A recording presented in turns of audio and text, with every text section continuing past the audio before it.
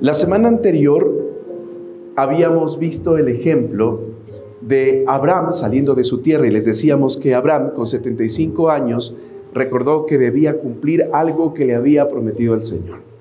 Sale de su tierra, se va llevando a su esposa, a uno de sus sobrinos, a sus criados, se va llevando sus animales y no sabía dónde tenía que ir. ¿Se acuerdan que hablamos de eso la semana anterior? Y cuando comienza a ir a la tierra donde Dios le había dicho, esto se registra en Génesis 12:6, resulta que Abraham pasa por una tierra que ya estaba habitada. Dice esto Génesis 12:6. Y pasó Abraham por aquella tierra hasta el lugar de Siquem, hasta el encino de More, y el cananeo estaba entonces en la tierra. Les explicábamos la semana anterior qué significaba el cananeo. ¿Se acuerdan ustedes qué significaba el cananeo? ¿Qué significaba? ¿Era el qué? Era el mercader, ¿no es cierto? Entonces les decíamos, estas personas estaban muy adelantados en relación a lo que Abraham llegaba a hacer. Ellos ya estaban mercadeando productos mientras Abraham recién llegaba a ver la tierra. Y les hablábamos en el verso 7, y apareció Jehová a Abraham y le dijo, a tu descendencia daré esta tierra, y edificó allí un altar a Jehová, quien le había aparecido. ¿Se acuerdan que esto vimos la semana anterior? La semana anterior hablamos justamente de que Abraham adoró, a pesar de que no era la primera opción.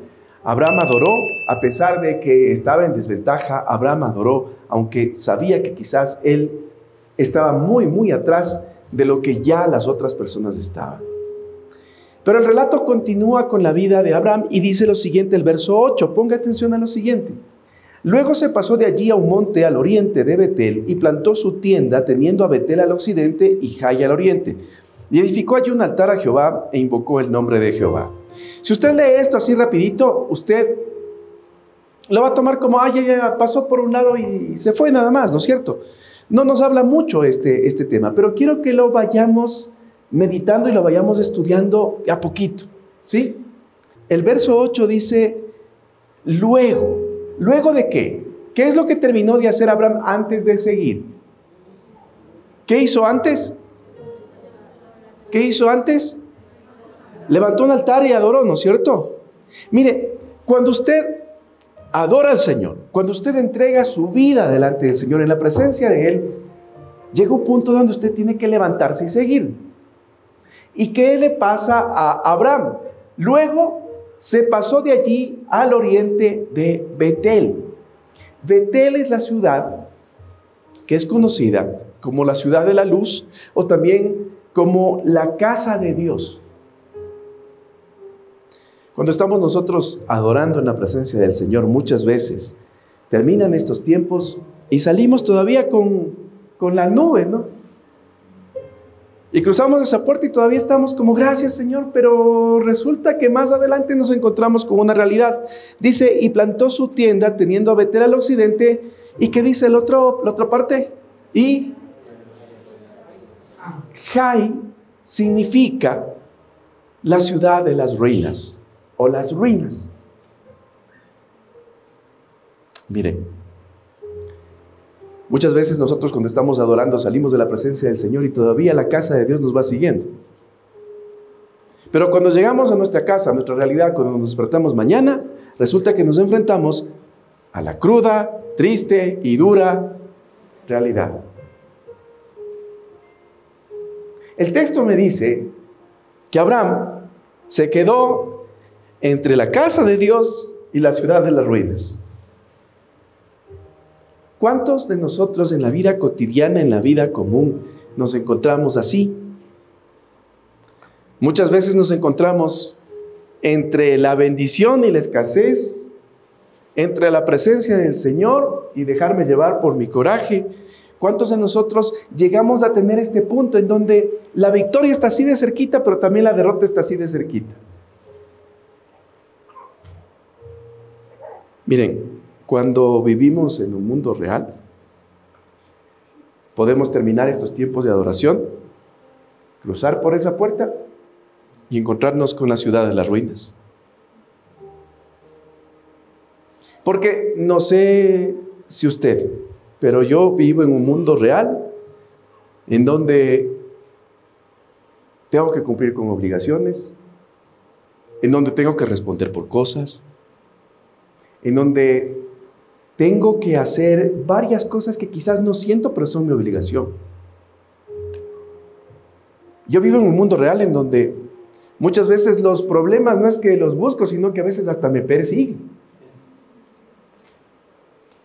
No busco los problemas, pero los problemas a veces vienen solos.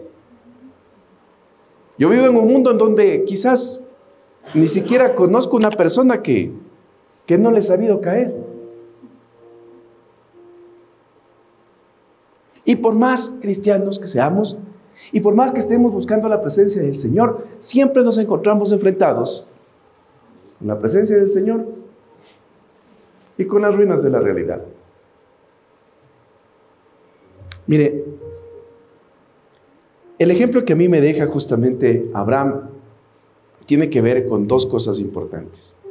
La primera, la tienda.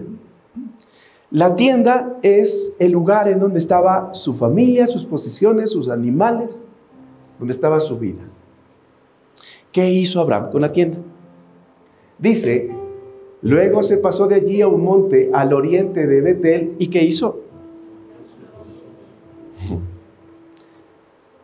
Mire, cuando estamos entre la victoria y la derrota, entre la bendición y la escasez,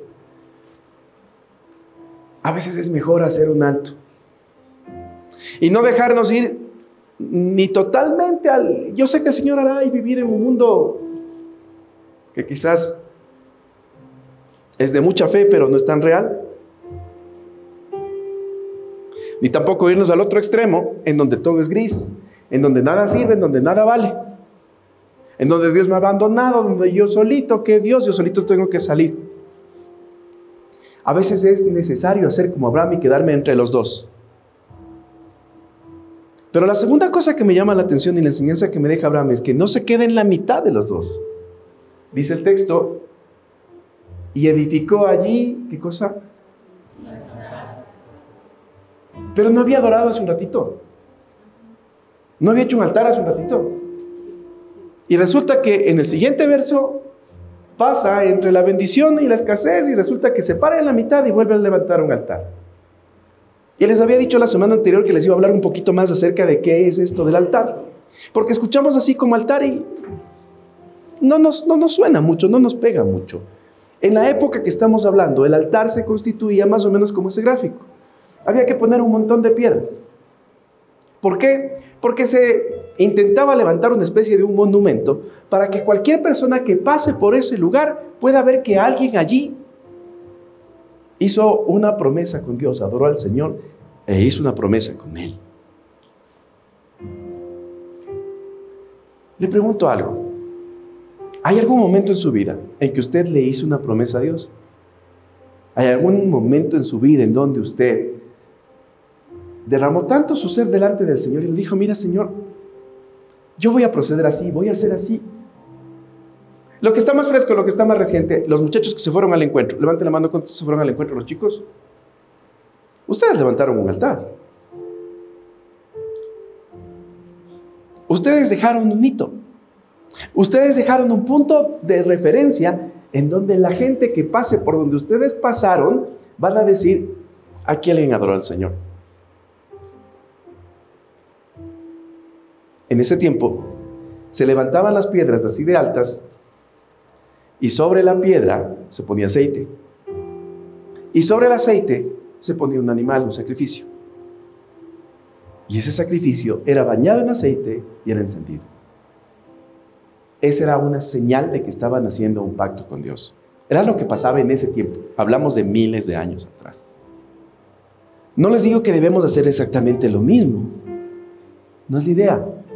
El principio que quiero que entendamos es este. ¿Qué ponía sobre el altar Abraham? Sí. ¿Y sobre el aceite? ¿Y ese animalito le costó? ¿Ese sacrificio le costó? Ese sacrificio terminaba de ser algo que él podía necesitar después. Acabó de levantar un altar y después levantó otro altar. ¿Eso le costó? ¿Se acuerdan que hace unas noches atrás hablábamos de que la adoración es sacrificio? Y a veces tenemos que sacrificar cosas que para nosotros son preciadas. Tenemos que sacrificar cosas que nos duelen. Mis amigos, mis amigas, la enseñanza de esto es lo siguiente. Tenemos que comprender, tenemos que entender que cuando nuestra vida se encuentra en esa incertidumbre de ¿me va a ir bien o me va a ir mal?, necesitamos hacer una pausa en la mitad y decirle: Señor, que pase lo que tú quieras que pase. Porque muchas veces la bendición viene envuelta en un papel de regalo que se llama crisis. Y a veces adoramos al Señor y en vez de irnos hacia Betel, que es la casa de Dios, terminamos yendo a Jaime, que más bien es la casa de la ruina. Y hay gente que dice: pastor, no sé qué está pasando, pero desde que yo empiezo a llegar acá a la iglesia me empieza a ir mal. Todo me empieza a salir mal. Mire, muchas veces el Señor nos lleva a Jai para que allí conozcamos quién es Él. Muchas veces Dios nos lleva a la escasez para que nosotros entendamos que solamente Él puede ser nuestro proveedor. Muchas veces Dios nos lleva a la tristeza para que comprendamos que solamente en Él podemos recibir gozo. Claro, cuando nos lleva al otro lado todos somos felices. Pero muchas veces para llegar al otro lado necesitamos estar preparados para administrar bien la bendición. Mire, si usted se encuentra en esa mitad, si usted no sabe qué va a pasar mañana, si usted no sabe me va a ir bien o me va a ir mal, le invito a que haga como Abraham, un alto en la mitad. Y hoy levante un altar al Señor y le diga: Señor, sobre ese altar voy a sacrificar este pensamiento crítico que he tenido todo el tiempo, dudando de todo, criticando todo, buscando destruir todo. Señor, no más, lo voy a poner ahí arriba, te lo voy a entregar, porque hoy comprendo que me vaya bien o me vaya mal, lo único que necesito es que tú estés conmigo.